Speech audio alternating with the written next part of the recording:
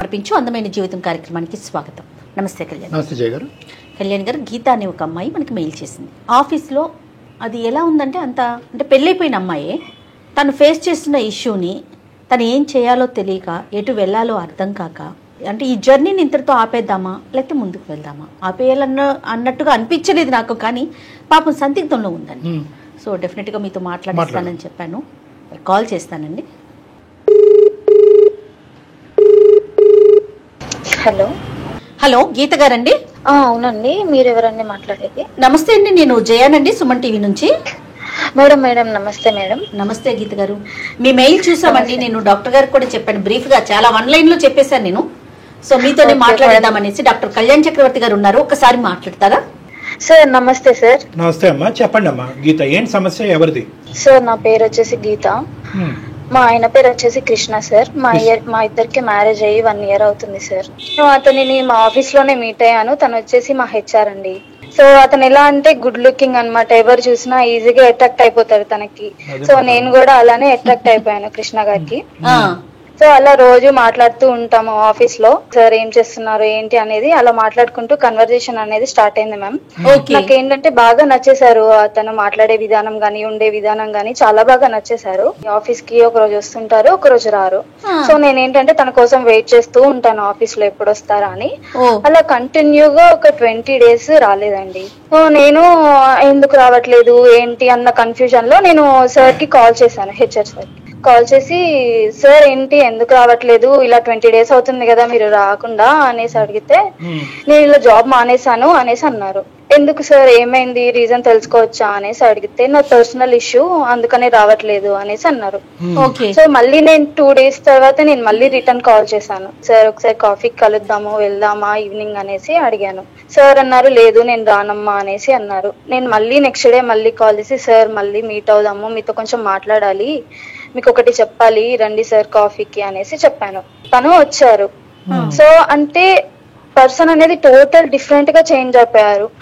Office లో ఉన్నప్పుడు మంచి గుడ్ లుకింగ్ గా స్టైల్ గా ఉండేవాళ్ళు, ఇప్పుడు మొత్తం బియర్డ్ పెంచేసుకొని హెయిర్ పెంచేసుకొని అలా టోటల్ చేంజ్ అయిపోయేసరికి నేను షాక్ అయ్యి, సార్ ఏమైంది, ఎందుకు అలా ఉన్నారు, ఎందుకు అలా చేంజ్ అయిపోయారు అనేసి అడిగాను. అప్పుడు తను స్టోరీ చెప్పారు, ఇలా నాకు లవ్ ఫెయిల్యూర్ అయింది, నేను ఇలా ఒక అమ్మాయిని ప్రేమించాను, తను ఇప్పుడు చనిపోయింది, సో దానివల్ల నేను కొంచెం బాధలో ఉన్నాను, డిప్రెషన్ లో ఉన్నాను, సో నాకు ఆఫీస్ కి కూడా రావాలనిపించట్లేదు అనేసి చెప్పారు. సో తను డిప్రెషన్ లో ఉన్నారు కదా, మన సైడ్ నుంచి హెల్ప్ చేద్దాం అనేసి నేను రోజు కాల్స్ చేయడము, మెసేజ్ చేయడము, సో ఇలాంటివి చేస్తూ నేను తనకి కనెక్ట్ అయిపోయాను, తను నాకు కనెక్ట్ అయిపోయారు. సో ఇలా 8 months లో మేము లవ్ లో పడిపోయాము. అంటే ఫస్ట్ నువ్వు ప్రపోజ్ చేసిన తర్వాత అతను ప్రపోజ్ చేశారా, లేదంటే ముందే అతను? లేదు సార్, నేనే ప్రపోజ్ చేశాను. నువ్వే ప్రపోజ్ చేసావు, దానికి అతను కూడా పెద్ద ఏమీ అంత సంకోచించలేదు, వెంటనే రెస్పాండ్ అయ్యాడు. అవును సార్, అంటే నేను ఫస్టే ప్రపోజ్ చేశాను సార్, కానీ అప్పుడు వద్దు అనేసి అన్నారు. కానీ తర్వాత నేను చూపించే కేరింగ్ కి, నేను చూపించే మోటివేషన్ కి. ఏజ్ గ్యాప్ ఎంత ఉంది? అతను అంటున్నావు, అతని పేరేంటమ్మా? Sir Krishna sir. కృష్ణకి నీకు ఏజ్ గ్యాప్ ఎంతమ్మా? 3 years సార్. 3 years. గీతకి కృష్ణకి 3 years ఏజ్ గ్యాప్. ఓకే, పెద్దలకి ఎప్పుడు చెప్పారు? 8 months తర్వాత చెప్పాను సార్. ఓకే, పెళ్లి మరి? పెళ్లి అయ్యి 1 year వరకు అవుతుంది సార్. పెళ్లి అయింది, పెద్దల్ని ఒప్పించే మేము పెళ్లి కూడా చేసుకున్నాము. వరకు స్మూత్ గానే ఉంది. మీరు జాబ్ చేస్తున్నారండి ప్రెజెంట్ గీత? మేడం చేస్తున్నాను మేడం, సాఫ్ట్వేర్ జాబే చేస్తున్నాను. తను కూడా జాబ్ చేస్తున్నాను. ఒకే కంపెనీనా? మా కంపెనీ కాదు మేడం, ఇప్పుడు వేరే కంపెనీ. ఆ కంపెనీలో జాబ్ మానేసిన తర్వాత తను డిప్రెషన్ లో నుంచి బయటకు వచ్చిన తర్వాత వేరే కంపెనీలో జాయిన్ అయ్యారు జాబ్. ఆయన వేరే కంపెనీలో జాయిన్. అవును. తర్వాత అతను ఆ జ్ఞాపకాల గురించి గానీ ఆ ప్రేమ ఎంతవరకు కొనసాగింది ఇవేమన్నా నువ్వు తర్వాత అడిగి తెలుసుకున్నావు? అతను ఏమైనా చెప్పాడు? ఇంకా అవేమి లేవు? లేదు సార్, నేనేమి అడగలేదు. ఎందుకంటే మళ్ళీ పాత విషయాలు గుర్తు చేసి బాధ పెట్టడం ఎందుకు అనేసి నేనే ఏం అడగకుండా కామ్ గా మేమిద్దరం చాలా హ్యాపీగా ఉన్నాం సార్. పెళ్ళైన తర్వాత కూడా మా ఇద్దరి మధ్య ఏ డిస్టర్బెన్సెస్ లేవు, ఏ మిస్అండర్స్టాండింగ్స్ లేవు, చాలా హ్యాపీగా ఉన్నాం. ఓకే, మరి ఇష్యూ ఏంటమ్మా, ఏమైంది? సార్ ఇష్యూ వచ్చేసి మ్యారేజ్ అయిన తర్వాత 3 months తర్వాత ఒక అమ్మాయిని తీసుకొచ్చారు సార్ ఇంటికి. సో ఆ అమ్మాయి వచ్చేసి అతని ఆఫీస్ లో కొలీగ్ అన్నమాట. నాకు చెల్లి అని పరిచయం చేశాడు. చెల్లి అంటే ఏ చెల్లి? చెల్లిని పరిచయం చేయటం అంటే నీకు తెలియని చెల్లి ఎలా ఉంటది? కొలీగ్ చెల్లి సార్. కొలీగ్ చెల్లి. ఈ చెల్లెలతో సగం తరగతి. సరే, నువ్వు ఓకే, అప్పటి వరకు పరిచయం చేయనాడు, ఇప్పుడు ఎందుకు పరిచయం చేశాడు సడన్ గా చెల్లిని? అదే సార్ నేను అడిగాను, ఎక్కడి నుంచి వచ్చింది తిను ఎవరంటే ఇలా జాయిన్ అయింది రీసెంట్ గానే, నాతో మంచిగా మాట్లాడుతుంది చెల్లి అనేసి చెప్పాడు. నేను ఏం క్వశ్చన్ అడిగినా గానీ ఇట్లా చెల్లి అనేసి చెప్పాడు. సో దానివల్ల ఏంటంటే నేను కూడా ఏం క్వశ్చన్ అడగలేదు, నాకు కూడా ఏం డౌట్ రాలేదు. సో అలా ఆమె కంటిన్యూగా 2-3 టైమ్స్ ఇంటికి వస్తూనే ఉంది సార్. ఇంటికి రావటం, మళ్ళీ వాళ్ళు ఫోన్ లో అన్నయ్య చెల్లి అని ఫోన్ లో మాట్లాడుకోవటం ఇవంతా నడుస్తూనే ఉంది. అవును సార్, నేను చెల్లినే కదా అనేసి నేను కూడా ఏం పట్టించుకోలేదు సార్. అలా కొన్ని డేస్ కొనసాగింది. సో తర్వాత ఒక రోజు మేము మా ఇద్దరికి ఇన్కమ్ బానే ఉంది, సొంత ఇల్లు కొనుక్కుందాము, ఇల్లు షిఫ్ట్ అవుదాం అనేసి నేనే అడిగాను. ఓకే షిఫ్ట్ అవుదాం అన్నారు. అప్పుడు అన్ని ప్యాక్ చేస్తుంటే ఏంటంటే తన ఓల్డ్ మెమోరీస్ ఫొటోస్ అన్ని నాకు కనిపించాయి. ఏం కనిపించింది అమ్మా? ఏముంది? ఒక బాక్స్ ఉందండి. ఆ బాక్స్ లో వచ్చేసి ఫొటోస్, కవితలు. ఆ ఫొటోస్ వెనకాల వాళ్ళు ఫస్ట్ డే మీట్ అయిన డేట్, వాళ్ళు ఏం మాట్లాడుకున్నారు, కవితలు ఉంటాయి, తను రాసిన కవితలు అవన్నీ ఉన్నాయి సార్ బాక్స్ లో. ఎవరు అమ్మాయి అంటే ఏ అమ్మాయి? ఆ ఫోటోలో ఉన్న పర్సన్ మా ఇంటికి వచ్చే పర్సన్ ఒకళ్ళే సార్. చెల్లా? అవును సార్. చెల్లిని ఆ విధంగా వరసల్ని కూడా ఎంత నాశనం చేస్తున్నారమ్మా కదమ్మా. ఇప్పుడు అతనికి ఈ అమ్మాయి ప్రేమించేటటువంటి అమ్మాయినే కొద్దిగా నీ దగ్గర నుంచి ఒక ఇండైరెక్ట్ లైసెన్స్ గురించి, వాళ్ళ ఫ్రీనెస్ గురించి చెల్లి కింద పరిచయం చేశాడు నీకు, అంతేనా? అవును సార్, అవును సార్. నాకు అది ఆ ఫోటో చూసినప్పుడే అర్థమైంది సార్. ఆ ఫోటో వెనక ఐ లవ్ యూ అని రాసుకోవడము, ఆ కవితలు అవన్నీ చూసిన తర్వాతే నాకు తెలిసింది సార్. సో ఇంటికి వచ్చినప్పుడు నేను అడిగాను, ఇలా ఫొటోస్ దొరికాయి, ఈ అమ్మాయి మన ఇంటికి వస్తుంది, మరి ఈ ఫోటో వెనకనేమో ఐ లవ్ యూ అని రాసింది, కవితలు ఉన్నాయి, మరి ఈ అమ్మాయి ఏమో చెల్లి అని పరిచయం చేశావు, మీరు ఫస్ట్ మీట్ అయిన డేట్ ఉంది, అసలు ఎవరు ఈ అమ్మాయి? అసలు చెల్లికి ఎవడైనా ప్రపంచంలో రాస్తాడని అడగపోయావమ్మా? ఇంకా చెల్లి స్టోరీ ఏముందిలేండి కానీ, అతను ఆ విధంగా చెల్లి అన్నట్టుగా డిస్క్రైబ్ చేసి చూపెట్టి మేము నీ చెవులో ఏమొచ్చి పెద్ద పువ్వు పెట్టాడు. ఎందుకు చెప్పు అంటే తనేమో ఏం లేదు ఏం లేదు వదిలే, ఈ మ్యాటర్ వదిలే అనేసి మాట్లాడుతున్నాడు కూల్ గా. ఎన్నిసార్లు అడిగినా గానీ ఇదే రిపీటెడ్ గా చెప్తున్నాడు. నీకున్న సందిగ్ధ పరిస్థితి ఏంటమ్మా? ఇది భయంకరమైన పరిస్థితి. ఎందుకంటే నువ్వు చక్కగా అబ్బాయిని మోటివేట్ చేసి చచ్చిపోవలసినటువంటి మనిషికి ఇంకో జీవితాన్ని ఇచ్చి ప్రేమించినటువంటి అమ్మాయి స్థానాన్ని నువ్వు తీసుకుని ఆ విధంగా ముందుకు వచ్చినటువంటి అమ్మాయిని అసలు నువ్వు నీ పాదావందనం చేసి పూలతో పూజించాలి నిన్ను. అలాంటి నీకు వెన్నుపోటు పొడిచి చెల్లి అని పరిచయం చేస్తూ వేరే చెల్లిని తీసుకురావటం అనేది ఎంతవరకు సబబు? అంత దుర్మార్గత్వం ఎలా వచ్చింది? నీ క్వశ్చన్ ఏంటి? అదే సార్, నాకు అసలు ఏం అర్థం కావట్లేదు సార్. అసలు ఆ అమ్మాయి ఎవరు? పాస్ట్ లో చనిపోయిన అమ్మాయి అన్నాడు, తను ఎవరు? నేను ఇంకా పాస్ట్ విషయాలు ఏం అడగలేదు కదా సార్. చనిపోయిన అమ్మాయి ఎలా బతుకొస్తుందిలే అమ్మా, తీసి పక్కన పెడదాంలే గానీ, ఆ అమ్మాయి చనిపోయింది, ఆ అమ్మాయి క్లోజ్ అయిపోయింది, దాని గురించి అతను మరి ఈ అమ్మాయి చెల్లి అని పరిచయం చేసి మరి ఈ అమ్మాయికి ఐ లవ్ యూ అని చెప్తున్నాను. నాకు ఇప్పుడు చచ్చిపోవాలా బతకాలా అనేది నాకు ఏం అర్థం కావట్లేదు. ఇప్పుడు ఎలాగైతే కనుక ఆ అమ్మాయి చనిపోయిన తర్వాత నువ్వు ఎలాగైతే ముందుకొచ్చి మోటివేట్ చేసి కౌన్సిలింగ్ చేసావో, ఇంటి దగ్గర వేరే అమ్మాయి కౌన్సిలింగ్ చేసినట్టుంది ఆ అమ్మాయి ఈ అమ్మాయి. సో నిన్ను ఇక్కడ నడిపించాడు, ఆ అమ్మాయిని ఆ విధంగా నడిపించాడు. ఇంకెంతమంది నడిపిస్తున్నాడు? నీకు ఒక 10 మార్కులు ఎక్కువ వేసాడు కాబట్టి నేను పెళ్లి చేసుకున్నాడు. మరి పెళ్లి చేసుకున్న తర్వాత ఈ అమ్మాయిని ఇంటికి తీసుకురాకపోతే బాగుండదు కదా, ఈ రోజు కాకపోయినా రేపైనా చెల్లి అని తీసుకొచ్చాడు. నువ్వు ఇంత నాకు అన్నిటికంటే ఆశ్చర్యం కలిగించేది ఏంటంటే, నువ్వు ఇలాగా ఈ గుట్టు రట్టయిన తర్వాత ఇవన్నీ చూపెట్టిన తర్వాత కూడా అతను సాఫీగా సాఫ్ట్ గా ఏమీ లేదు అంటున్నాడంటే, ఇలాంటి అంశాల్లో ఎంత నిష్ణాతుడో ఇతను, ఎంత ఆరితేరున్నాడు. అది నాకు చాలా నమ్మాను సార్ అతనిని, నేను చాలా నమ్మాను అతనిని. అదే కదమ్మా జరిగేది. ఇబ్బంది అక్కడే మొదలవుతుంది, నమ్మకాలతోనే మొదలవుతుంది. నమ్మకాలు స్మార్ట్ అండి. ఆఫీస్కి 2 రోజులు రాకపోతే నేను తట్టుకోలేకపోయానండి, ఆఫీస్ వాళ్ళు కూడా పట్టించుకోకపోయినా నేనే ఫోన్ చేసి అటెండెన్స్ వేయించేవాడిని అండి. ఎందుకమ్మా ఈ గోలంతా? వీటిల్లో ఉంటారు కానీ వాళ్ళు అసలు ఎలాంటి వాళ్ళు ఏంటి ఎంక్వైరీలు చేయటంలో మాత్రం ఉండరమ్మా. నిన్నేదో ఇబ్బంది పెట్టడం అని కాదు కానీ జనరల్ గా ఇవే చూస్తా ఉన్నాం. సరే ఇప్పుడు ఏం చేద్దాం చెప్పండి? నేను ఎన్నిసార్లు అడిగినా చెప్పట్లేదు మేడం, అందుకనే మీ సైడ్ నుంచి ఏమన్నా అడిగించాలని చెప్తాడేమో అనేసి. నాకు ఇప్పుడు ఆఫీస్ కి వెళ్ళాలన్నా వెళ్ళబుద్ధి కావట్లేదు, పని మీద కాన్సన్ట్రేట్ చేయలేకపోతున్నాను. నా లైఫ్ ఏంటో నాకు అర్థం కావట్లేదు మేడం, అసలు చచ్చిపోవాలనిపిస్తుంది నాకు. వెళ్తున్నాడు సార్, అతను మాత్రం బిజీగానే ఉన్నాడు, నిన్ను మాత్రం ఇరుకునేసాడు. అక్కడేమో వచ్చి చెల్లి అని చెప్పుకుంటూ ఆ అమ్మాయితో సరసాలు కంటిన్యూ చేస్తున్నాడు. ప్లీజ్ సార్ హెల్ప్ చేయండి సార్. బయటకు వచ్చేసేమో సింపుల్ గా, ఏమి ఇలాంటి మోసగాడితో ఏముంటావు? కౌన్సిలింగ్ చేసినంతకాలం చేసావు, ఒక ఇంటోడిని చేసావు, చాలు. వాడు చేసిన నిజం తెలుసుకోవాలి సార్, నిజం తెలుసుకోవాలి. అసలు ఏం జరిగింది ఏంటి నాకు అన్ని విషయాలు చెప్తాడు. ఈ విషయం అనేది ఎందుకు దాచిపెట్టాడు? నిజం తెలుస్తుందో చాలా నిజాలు తెలుస్తాయి, మాకు అది టెన్షన్ గా ఉంది. ఇప్పుడు నువ్వు చెప్పినట్టుగా ఇప్పుడు నువ్వు నీకు విన్నావు కాబట్టి, ఫోటోలు కనిపించినాయి కాబట్టి మా వరకు అయితే ఫోన్ చేసావు. ఫోటోలు కనిపించకుండా ఈ డైరీలు కనిపించకపోతే ఎంతకాలం నడిచేదో ఈ కథ. అవునా సార్, దాని గురించి ప్లీజ్ సార్ మాట్లాడి ఏదో ఒకటి నువ్వు మళ్ళీ ఇల్లు మారితే ఇంకొన్ని కనిపిస్తాయి నీకు. నీతో ఫెయిర్ గా ఉన్నాడు అనుకుంటున్నావమ్మా గీత, కానీ తను అసలు ఎన్ని దాచాడో, తనకి కావాల్సినయే చెప్తున్నాడు, వద్దు సీక్రెట్ గా ఉంచాలనుకునే తనకు క్లోజ్ చేసేస్తున్నాడు వాటిని. అంతే కదా. ఏంటంటే అతనితో మాట్లాడక ముందే ఈ ఇష్యూని రిజాల్వ్ చేసుకోమని ఎందుకు అన్నాను అంటే కనుక, కేవలం ప్రేమించి పెళ్లి చేసుకుంటే అది వేరే విషయం అమ్మా. నువ్వు ఒక టీచర్ స్థాయిలో, ఒక తల్లి స్థాయిలో, ఒక డాక్టర్ స్థాయిలో అక్కడ నిలబడి చచ్చిపోయేటటువంటి మనిషి, చచ్చిపోవాల్సినటువంటి మనిషిని ఈ రోజు డిప్రెషన్ లోంచి బయటకు లాగి ఒక కొత్త జీవితాన్ని ఇచ్చేవు. అసలు నీకెంత రుణపడి ఉండాలి అతను. అలాంటి వాడు ఇలాంటి వెన్నుపోటు పొడిచేటటువంటి వాడికి ఇంకో అవకాశం ఇచ్చి నిజాలు తెలుసుకోవాలని ప్రయత్నం చేస్తావా? మీలాంటి పిచ్చి అమ్మాయిలు ఉండటం వల్లే లోకం ఇలా ఉంది. సరే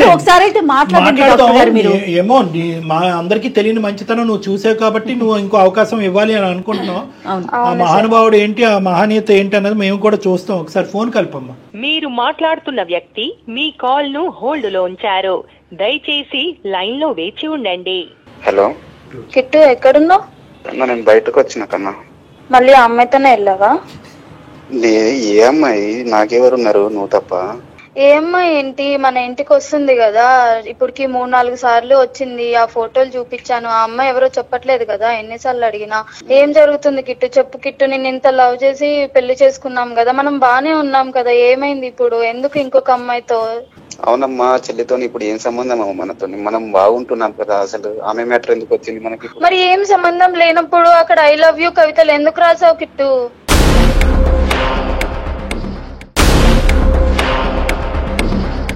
నేను చెప్పాను కదా, గతం అంతా నువ్వే ఉన్నావు మొత్తము.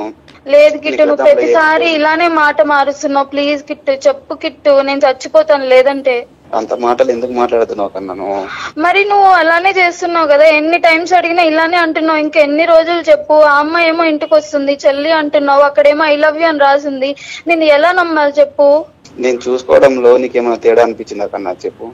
లేదు కిట్టు, ప్లీజ్ కిట్టు, ఆ అమ్మాయి ఎవరు చెప్పు కిట్టు ప్లీజ్.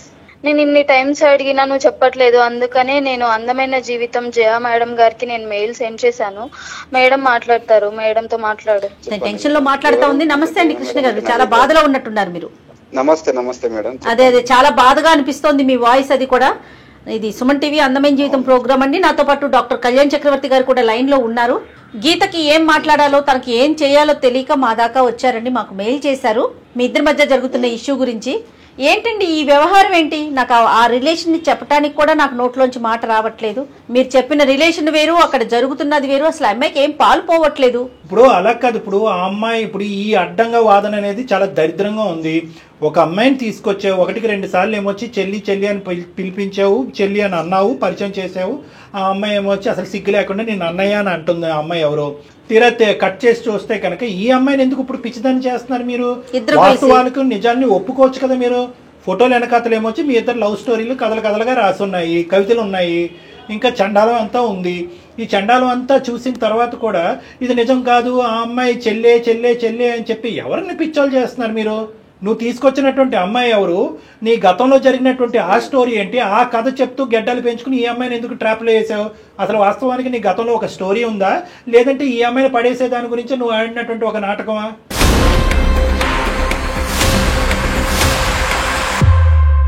ఫస్ట్ నేను అమ్మాయి రమ్య అనే అమ్మాయి లవ్ చేసుకున్నాం సార్. రమ్య ఎవరు? ఆ చనిపోయిన అమ్మాయి? చనిపోయిన అమ్మాయి సార్. చనిపోయిన అమ్మాయి. నువ్వు ఎంతకాలం లవ్ స్టోరీ మీది? రమ్య నేను 1 year లవ్ చేసుకున్నాం సార్. ఓకే. ఎలా చనిపోయింది అమ్మాయి? యాక్సిడెంట్ లో చనిపోయింది అని వాళ్ళ ఎవరు చేశారో తెలియదు సార్. ఇంటి నుంచో బయట నుంచో అని తెలియదు మాకు. ఓకే. కాల్ వచ్చింది సార్, ఒక అన్నోన్ కాల్ వచ్చి ఇట్లా యాక్సిడెంట్ లో చనిపోయారు అని వచ్చింది. వాళ్ళ ఇంటికి వెళ్ళి చూసే లోపు వాళ్ళ ఇంటికి తాళం ఉంది సార్. పక్కింటి వాళ్ళని అడిగితే వాళ్ళ సొంతూరుకి వెళ్ళిపోయారని అడిగితే వాళ్ళ సొంతూరు అనే డిస్కషన్ మా ఇద్దరి మధ్యలో ఎప్పుడు రాలేదు. 1 year. యాక్సిడెంట్ అయిన అమ్మాయిని మీరు చూడలే మీ కళ్ళతో?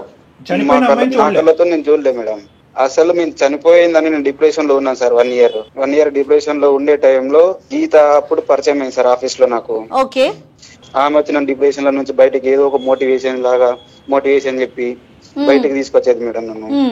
ఆ తర్వాత అలా లవ్ మంచిగా కుదిరి ఆ తర్వాత పెళ్లి చేసుకున్నాం మేడం. మేము ఉండే ఇల్లు షిఫ్ట్ అయ్యే టైం దగ్గరకు వచ్చింది. షిఫ్ట్ అయ్యే టైంలో ఈ రమ్య పిక్స్ కనబడ్డాయి మేడం. అంటే ఇప్పుడు దాచుకున్నవి ఉంటాయి కదా మేడం కొన్ని. రమ్య చచ్చిపోయిందిగా, చనిపోయిన అమ్మాయి పిక్స్ అప్పుడు మరి ఈ అమ్మాయి ఏమొచ్చి ఇప్పుడు ఇంటికి వచ్చిన చెల్లి పిక్స్ అంటున్నాడు. అది కిట్టు చనిపోయిందని చెప్పావు కదా, ఆ అమ్మాయి ఒకళ్ళేనా? చెల్లి అని పరిచయం చేసిన అమ్మాయి పాస్ట్ లో రమ్య ఒకళ్ళేనా? ఏం మాట్లాడయ్యా? చెప్పు కిట్టు.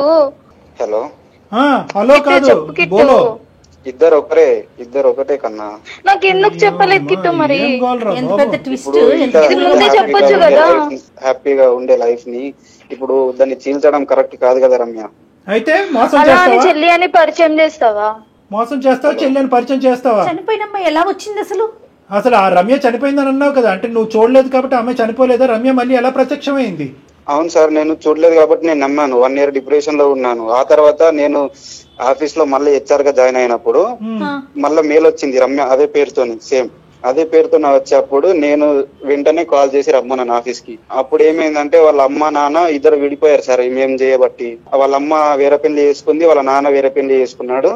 ఆ తర్వాత ఈమె ఎటు తోచని పరిస్థితి, ఆమె కాళ్ళపైన ఆమెనే నిలబడాలి. ఆ తర్వాత నేను ఆఫీస్ లో జాబ్ ఇప్పించాను. ఇప్పుడు ఇద్దరిని చూసుకునే బాధ్యత నాది సార్. ఇప్పుడు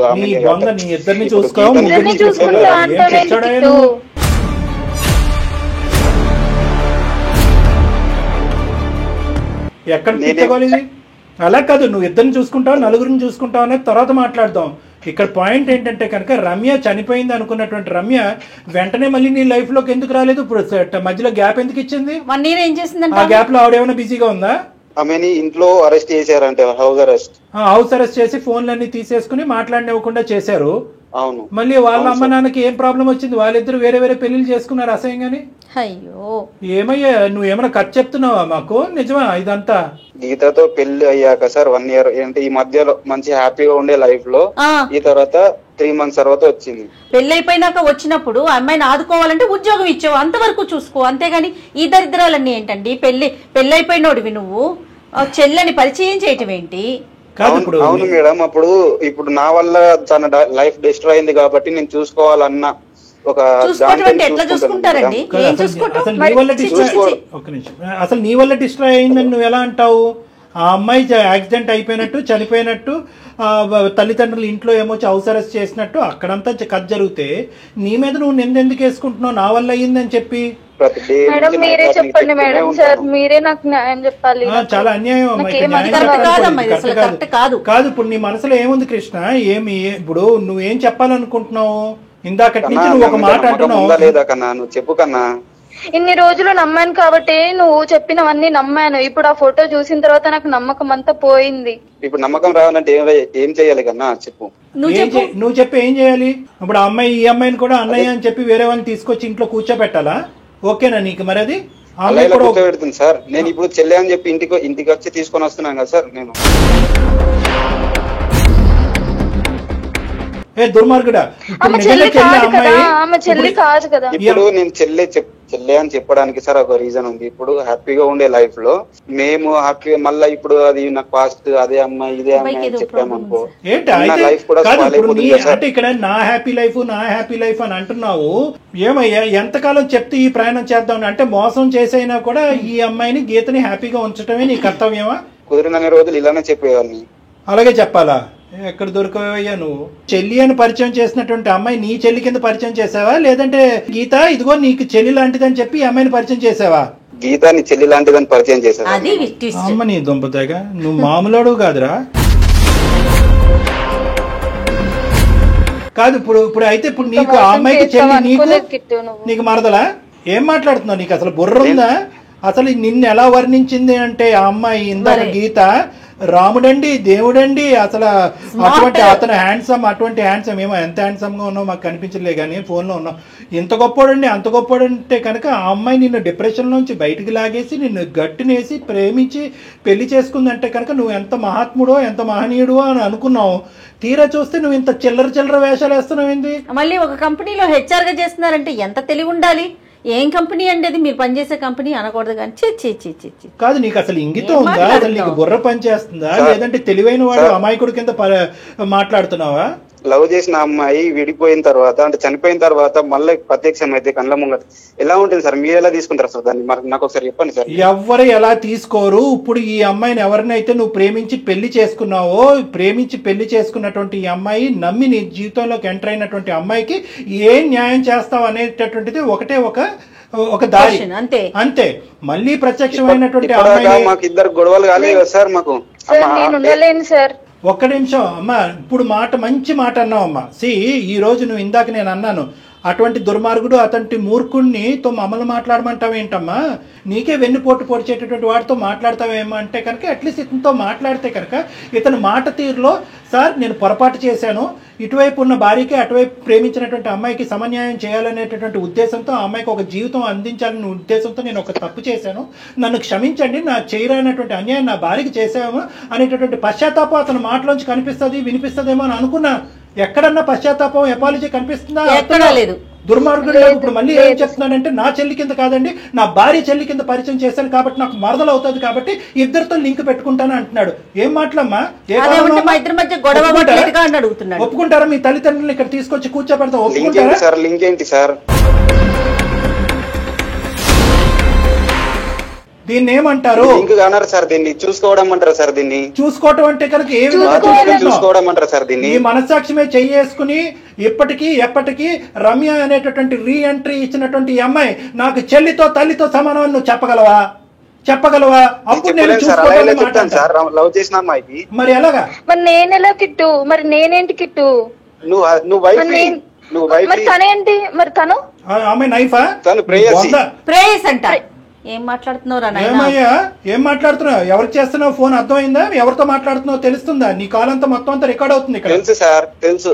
అమ్మ ఇదమ్మా సార్ మీరు ఏదో చెప్పండి. అమ్మ మేమేం చెప్పినా కూడా నీ జీవితం సర్వనాశనం అవుతుంది. కన్నా నేను బాగా చూసుకుంటున్నా, ఇలాంటి గొడవలకు నన్ను ఎందుకు తీసుకొచ్చినావు కన్నా? నువ్వు నాకు అర్థం కాదు. నువ్వు ఏం మాట్లాడకిట? నేను ఎన్నిసార్లు అడిగినా మరి ఈ విషయం నాకు ముందే చెప్పొచ్చు కదా. నువ్వు ఎందుకు మరి సాఫ్ట్ గా మంచిగా మాట్లాడుతున్నావు? ఇప్పుడు ఇవన్నీ ఎందుకు చెప్పు? ఈ ప్రోగ్రామ్ లో ఎందుకు మనకి ఇవన్నీ? మనం ఇద్దరం మాట్లాడుకుంటే అయిపోతుంది కదా. నీతో మాటలు లేవు.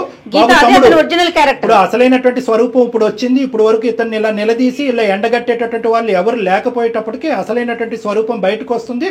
కంఠం అనేటటువంటి ఎవరి కోసం ఎవరిని వదిలేయాలి సార్? నాకు ఇద్దరు కావాలి. నువ్వెవరైనా వదిలేది? అమ్మ నువ్వు మాట్లాడాలమ్మా, ఇక్కడ మేము మాట్లాడటానికి లేదు. అతను అంత ధైర్యంగా ఇద్దరు కావాలి అని అంటున్నాడంటే కనుక కేవలం నీ చేతకాంతనం బట్టి అతను అలా మాట్లాడుతున్నాడు. ఈ స్థాయిలో ప్రేమించి ఇక్కడ వరకు తీసుకొచ్చినటువంటి అమ్మాయి, తల్లిదండ్రులను అంత ఇదిగా ఒప్పించినటువంటి అమ్మాయి ఎక్కడ పోతుందిలే అనే దమ్ము ధైర్యంతో మాట్లాడుతున్నాడు. మరి నువ్వు ఇది ముందే చెప్పొచ్చు కదా, ఇలా అబద్ధాలు చెప్పి నాటకాలు ఎందుకు చెప్తాను? చెల్లి కాదు గీత, నీకు ఒకే ఒక మాట చెప్తున్నాను. ఇంకా కన్నా బుజ్జి కొండ అని బతిమాలుకుంటే కనుక మా యొక్క అవసరం నీకు లేదు అన్నట్టుగా మేము ఫోనే కట్ చేసేస్తాం. నువ్వు ఇందాకటి నుంచి 1కి 100 సార్లు ముందే చెప్పొచ్చు కదా అని అంటున్నావు. ముందే చెల్లి కాదు ప్రేయసి అని చెప్పి తీసుకొస్తాడు. ఏం చేసి ఉండేదానివి? దానికి వేరే పనిష్మెంట్, దీనికి వేరే పనిష్మెంటా? ఏదైనా తప్పే కదా. అంత ఆ మనిషి యొక్క క్యారెక్టర్ డిస్ప్లే అవటానికి చెల్లి విధంగా పరిచయం చేసి గత ప్రేమికురాలని మళ్ళీ ప్రత్యక్షంగా తీసుకొచ్చాడంటే అతనికి వావి వరసలు తెలియవు అనేటటువంటి దానికి అదొక నిదర్శనమే తప్ప it will not change your life story. అంతకుముందు ప్రేయసి అని పరిచయం చేసినా, ఇప్పుడు చెల్లి అని పరిచయం చేసినా కథ కదే. నీ పెళ్లికి ముందు చెప్పుంటే కనుక బహుశా నీ జీవితానికి సంబంధించినటువంటి ఈ దుర్మార్గుడి గురించి ఒక నిర్ణయం తీసుకోవడానికి అవకాశం ఉంటుంది. పెళ్లి అయిన తర్వాత తీసుకొస్తే ప్రేయసి అని తీసుకొస్తే ఏంటి, చెల్లి అని తీసుకొస్తే ఏంటి? ఇప్పుడు ball is in your court. నువ్వు ఏ నిర్ణయం తీసుకోవాలనుకుంటున్నావు? సార్ నాకు ఏం అర్థం కావట్లేదు సార్, నా లైఫ్ ప్లీజ్ మీరే హెల్ప్ చేయండి. ఇప్పుడు తెలిసి నీకు అదృష్టం కొద్దీ ఆ డైరీలు ఆ ఫోటోలు బయట పట్టడం వల్ల ఇక్కడ గీత అక్కడ రమ్య అనే అర్థమైంది. ఇంకా ఎంతమంది ఉన్నారో? ఏం చేయమంటారు కళ్యాణ్ గారు? అమ్మాయికి మీరేమి ఎలాంటి సలహా ఇస్తారు? ఒకటే మేడం, అతను ఏమంటున్నాడంటే చాలా స్ట్రాంగ్ గా ఒక మాట అంటున్నాడు. ఏమంటున్నాడంటే ఇద్దరిని ప్రేమిస్తున్నాను కదా, ఇద్దరిని నేను తక్కువ చూసుకున్నాను. నువ్వు చూసుకునేది ఏంటి? ఆ అమ్మాయి ఉద్యోగం చేసుకుంటుంది, ఆ అమ్మాయిని అమ్మాయి చూసుకోవాలి. నువ్వు డిప్రెషన్ లో ఉన్నప్పుడు ఈ అమ్మాయి వచ్చి నిన్ను చూసుకుంది. నీకు ఒక ఆధారం కావాలి. ఇటువైపు ఈ అమ్మాయి తన్ని, అటువైపు ఆ అమ్మాయి తన్నితే మళ్ళీ గడ్డలు పెంచుకుని ఇంకో అమ్మాయి దగ్గరికి వెళ్తావు కౌన్సిలింగ్ కి. కాబట్టి అమ్మాయి ఇక్కడ నువ్వు నిర్ణయం తీసుకో. అతను మార్చడం అనేటటువంటిది నీకు ఇంపార్టెంటా, లేదంటే ఇటువంటి మోసపూరితమైనటువంటి మనిషి మనస్తత్వం, మోసపూరితమైనటువంటి ప్రేమ, దొంగచాటు పెళ్లి ఇవన్నీ నిలబెట్టి జీవితాంతం అతన్ని ఇలా దువ్వుతూ కాపాడుకుంటూ కూర్చుంటావా? అంటే అతను చేసేటటువంటి తప్పుని ఇన్ని దిక్కులను సమర్థించుకునేటటువంటి వాడిని ఏ దారిలో కౌన్సిలింగ్ చేసి నేను మార్చి నీ ఎదుర్కొంటే నిలబెట్టమంటావు? ఇలా ఉంటాడని నేను ఎక్స్పెక్ట్ కూడా చేయలేదు సార్ అసలు. టూ మచ్ అమ్మా, టూ మచ్. సార్ చెప్పు అన్ని బాగుంటే ఆమెనే కదా సార్ నా వైఫ్ అయ్యేది. అవును అయ్యేది. ఇప్పుడు సార్ నాకు అర్థం కాదు. కాలేదు, ఆ స్టోరీ అక్కడ క్లోజ్ అయిపోయింది. ఈ అమ్మాయిని పెద్దల సమక్షంలో ఇరువైపులు పెద్దల నుంచి ఎంతో గౌరవప్రదంగా పెళ్లి చేసుకున్నారు. పెళ్లి చేసుకున్నప్పుడు ఈ అమ్మాయి వైఫ్ అయింది. ఇప్పుడు ఆ అమ్మాయి ఏమవుతుంది? నేను నిన్నే అడుగుతున్నాను, ఆ అమ్మాయి ఏమవుతుంది? అప్పుడు ఆ అమ్మాయి శారీరకంగా అప్పుడు చనిపోయినటువంటి అమ్మాయి ఈ రోజు మళ్ళీ పుట్టుకొచ్చింది అనుకుంటే కనుక ఇప్పటికీ కూడా అమ్మాయి చచ్చిపోయినట్టుగానే భావించి ఇంకా అది అక్కడతో తెగదెంపులు చేసుకుని ఈ అమ్మాయితో ప్రయాణం కొనసాగించాలి. అది తీర్పు. దీనికి నేను అక్కర్లే డాక్టర్గా. మీ అమ్మ నాన్న వాళ్ళ అమ్మ నాన్న పిలిచినా కూడా వాళ్ళు ప్రత్యక్షంగా ఇలా చెప్పడమే కాకుండా నీ 2 చెంపలు చెల్లుమనిపించి నేను చెప్పినటువంటి మాటే మాట్లాడతారు. పంచాయతీ పెడదామా? ఇరువైపుల కుటుంబాలు తీసి 4 మంచి మాటలు చెప్తారు, వీపు మీద 4 చివాట్లు వేస్తారు నీకు. అట్లాగే ఆ అమ్మాయి పేరెంట్స్ ని కూడా పిలుద్దామండి, రమ్య పేరెంట్స్ ని కూడా పిలిపిద్దాం. లాజికల్ పిలిపిద్దాము. అట్లా అని ఈ అమ్మాయిని వదిలేను, అట్లా ఆ అమ్మాయిని వదిలేను. నువ్వు ఇక్కడ నిర్ణయాలు తీసుకునేటటువంటి హక్కు, ఆ స్థానం, ఆ విలువ, ఆ మర్యాద నీకు లేవు. కాబట్టి ఈ అమ్మాయి కావాలి, ఆ అమ్మాయి కావాలి, పై అమ్మాయి కావాలి, కింద అమ్మాయి కావాలని మాట్లాడే హక్కు నీకు లేదు. ఏ అమ్మాయి కావాలి వాళ్ళు డిసైడ్ చేసుకోవాలి. సరే, ఆ రమ్య అనేటటువంటి అమ్మాయికి నీలాగే సిగ్గుమాలినటువంటి అమ్మాయి, బుద్ధి లేనటువంటి అమ్మాయి, వాళ్ళ తల్లిదండ్రులు అలా ఏడ్చారు కాబట్టి ఆ అమ్మాయి బందికానలో ఉంది. ఇక్కడి వరకు వచ్చిన తర్వాత అరే గీత అనేటటువంటి అమ్మాయి జీవితం సర్వనాశనం అవుతుంది, నా ప్రేమను ఇక్కడ తెగదెంపులు చేసుకుంటానని చెప్పి ఆ అమ్మాయి వెనుదిరుగుంటే కనుక ఆ అమ్మాయి గురించి కొద్దిగైనా మేము మర్యాదగా మాట్లాడుండేవాళ్ళం. ఆ అమ్మాయి ఇక్కడికి వచ్చి నేను పట్టినటువంటి దీనికి 3 కాళ్ళు అన్నట్టుగా నిన్ను తనుకుని వెళ్ళిపోయి చెల్లిగా పరిచయం చేసేసుకుని నీకు బుద్ధి లేదు, నీకు బుద్ధిహీనత. ఆ రమ్య కన్నా కొంతకన్నా బుద్ధి ఉండాలి కదా. ఆ అమ్మాయి గడ్డి తింటుందా? మళ్ళీ మీ కాపురం చెడగొడుతూ ఎందుకు బతకాలి? ఎవరున్నారు అనేటటువంటిది ఇక్కడ అసందర్భం, అనవసరం. ఇక్కడ ప్రస్తుతం ముఖ్యమైనటువంటి అంశం ఏంటంటే నిన్ను కాపాడి నిన్ను ప్రేమించి ఎంతో పరుగుగలగా పెళ్లి చేసుకున్నటువంటి నీ భార్య నీతో ఉండటానికి ఇష్టపడుతుందా లేదా అనేది ఒకటే ఫుల్ స్టాప్. అందులో మేమందరం కూడా నిమిత్త మాత్రమే.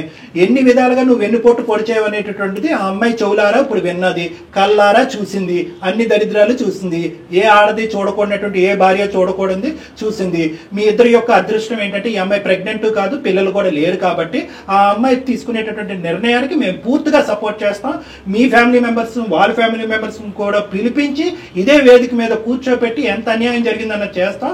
నీకు ఎటువంటి శిక్ష పడాలో, ఈ చీటింగ్ చేసినందుకు ఎటువంటి శిక్ష పడాలో అనేటటువంటి అంశం మీద కూడా మేము లీగల్ అడ్వైస్ కూడా తీసుకుంటాం. భార్య ఉండగా ఇంకొక అమ్మాయిని తీసుకొచ్చి నేను ఇద్దరిని చూసుకుంటానంటే ఏ భార్య ఒప్పుకుంటుంది మేడం? నేను అసలు ఒప్పుకోను మేడం, నా వల్ల కాదు, నేను అతనితో ఉండలేను. నేను అసలు ఇట్లా ఎక్స్పెక్ట్ చేయలేదు మేడం తన నుంచి. అంటే అతను లాజిక్ ఏం లేదు, పాత అమ్మాయినే కదా మళ్ళీ తీసుకొచ్చాను, కొత్త అమ్మాయి కాదు కదా, ఆ అమ్మాయి గురించే కదా నన్ను కౌన్సిలింగ్ చేసుకుని మర్చిపో అని అంది. అంటే ఈ అమ్మాయికి కూడా ఏది గీతకు కూడా ఆ అమ్మాయి మీద ఒక సాఫ్ట్ కార్నరే ఉంది, ఉండుండొచ్చు. కాబట్టి ఇద్దరు తల్లిదండ్రులు లేరు, ఉద్యోగం దిక్కు దివానా లేదు, మా ఆయన బాగుపడాలంటే ఆ అమ్మాయి ఉంటే బాగున్ను అని ఇదివరకు నువ్వు కోరుకున్నావు. కాబట్టి ఆ అమ్మాయినే మళ్ళీ తీసుకొచ్చాను, నా మెడిసిన్ నే మళ్ళీ తీసుకొచ్చాను, ఇదిగో నా మెడిసిన్ అన్నట్టు ఆ అమ్మాయిని చూపెట్టి ఇతను ఏదో కళ్ళగా అంటున్నాడు. అది పూర్తిగా మోసం అనేది నీకు కూడా అర్థమైంది. కాబట్టి ఒక్కసారి నువ్వు నీ పేరెంట్స్ నా దగ్గరకు రండమ్మా, మనం మాట్లాడుకోవాలి. మనం మాట్లాడుకున్న తర్వాత అప్పుడు ఒక బలమైనటువంటి నిర్ణయం తీసుకొస్తాను సార్, పక్కా తీసుకొస్తాను. ఓకే, నువ్వైతే మాత్రం ఇతను కావాలని అయితే మాత్రం దయచేసి కోరుకోవద్దమ్మా. ఎందుకంటే చెల్లిగా చూపెట్టేటటువంటి ఇలాంటి దుర్మార్గులు ఉంటే కనుక రేపొద్దున ఏదో వావి వరుస కలిపేసి ఇంకో అమ్మాయిని కూడా తీసుకొస్తారు. అప్పుడు ఆ వరుస ఉండేటటువంటి అమ్మాయా లేదంటే ప్రేయస అని చెప్పి మేమందరం తల్లగోక్కోవాలి. సో కాబట్టి ఇన్ని మెట్లు దిగిపోయి ఇంత నీచంగా ప్రవర్తించేటటువంటి వ్యక్తిని మార్చడం కూడా ఇంపాసిబుల్. బాబు కృష్ణ, నువ్వు అమాయకుడో తెలివి మీరిపోయినటువంటి దుర్మార్గుడో ఏంటో ఇంకా పూర్తిగా నాకు అర్థం కావట్లేదు. అసలు నువ్వు ఇక్కడ నేను మాట్లాడినటువంటి 20 నిమిషాల్లో అసలు నువ్వేంటి, నీ పర్సనాలిటీ అనేది నాకు చాలా కన్ఫ్యూజన్ గా ఉంది. నువ్వు కూడా మీ పేరెంట్స్ తో పాటు నువ్వు రా నా దగ్గరికి, ఆ అమ్మాయి కూడా తన తల్లిదండ్రులతో పాటు వస్తుంది. రైట్. అతను ఏదో మెంటల్ గా డిప్రెషన్ లో ఉన్నట్టు లేదు madam, logic simple logic madam. ఇంతకు ముందు ఒక అమ్మాయి అతని జీవితంలో ఉంది, ఆ అమ్మాయి చనిపోయింది. ఆ అమ్మాయి అంటే ఇతనికి ఎంత అమితమైనటువంటి ప్రేమ ఉంది అనేది ఇక్కడ కూర్చున్న వాళ్ళలో అందరికంటే గీతకే బాగా తెలుసు. సో గీత ఇతను ఓదారుస్తూ కౌన్సిలింగ్ చేస్తూ బయటకు తీసుకొచ్చింది. అవును, అంటే ఎక్కడో గీతకు కూడా రమ్య అంటే సాఫ్ట్ కార్నర్ ఉన్నట్టే కదా, అది అతను ఎజ్యూమ్ చేసుకున్నాడు. గీత ఏమనుకుంటది, చచ్చిపోయిన అమ్మాయి మళ్ళీ బతికొస్తుందని అనుకుంటుందా? అనుకోదు కదా. సౌత్ ఎప్పుడు సౌతే. సో ఆ విధంగా ఇతను ఈ లాజిక్ అతను వర్కౌట్ అయ్యి స్లోగా చెల్లి కింద ఇంట్రడ్యూస్ చేసినటువంటి రమ్యని స్లోగా నా సెకండ్ వైఫ్ కింద ఇంకో విధంగా ఇంట్రడ్యూస్ చేద్దాం అనేటటువంటి ప్లాన్ లో అతను ఉన్నాడు. తెలివిగానే ఆలోచించాడు. ఖచ్చితంగా తెలివితేటలున్నాయి, లేదంటే ఇంత మూర్ఖత్వంగా ఎందుకు వాదిస్తాడు, ఇంత మొండిగా ఎందుకు వ్యవహరిస్తాడు? ఎక్కడ పోతుంది ఈ అమ్మాయి, నన్ను ఓదారుస్తూ ఈ లెవెల్ వరకు తీసుకొచ్చినటువంటి గీత ఎక్కడ పోతుంది అనేది మాట్లాడుతున్నారు. ఇప్పుడు ఏమవుతుంది అంటే జరగబోయేది కూడా ప్రేక్షకులు చూసి ఆలోచిస్తూ ఉంటారు కాబట్టి చెప్తున్నాను ఏం జరగబోతుంది అనేది. అంటే నా ఎస్టిమేట్స్ నాకు ఉంటాయి కాబట్టి. ఇప్పటి వరకు అతనుకున్న మొండి ధైర్యం ఏంటంటే కనుక గీత ఎక్కడికి పోతుంది. ఇప్పుడు గీత గీసింది.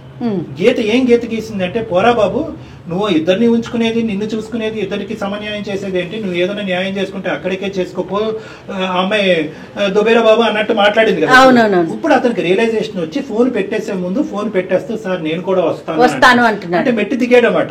ఇప్పుడు ఈ మెట్టు దిగేటటువంటి తత్వం అతనిలో ఏమన్నా పర్మనెంట్ మార్పు వస్తుందా అనేటటువంటిది ఒక్కసారి మనం ఆలోచించి దీనికి ఈ పనిష్మెంట్ ఉండబోతుంది.